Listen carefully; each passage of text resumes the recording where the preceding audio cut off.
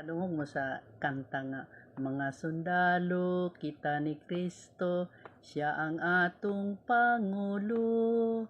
Mga sundalo kita ni Kristo, siya ang atong Ginoo. Mga sundalo ta ni Kristo. Nag-ingon diri sa 2 Timothy 2 verse 3 hangtod sa 4. Pakigambit sa mga pag-antos ingon nga maayong mga sundalo ni Kristo Jesus. Gusto sa usa ka sundalo nga mahimuot ang iyang labaw busa dili siya mag-apil-apil sa kalihukan nga walay labot sa iyang pagkasundalo.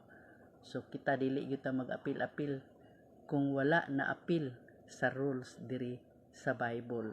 Kung unsay ilahang mga rules, dili ta mag-apil-apil kung wala nato mabasa diri sa Bible. Musunod lamang kita sa pulong sa Ginoo, dili ta mag-apil-apil og unsay ilang mga kalihukan sa gawas.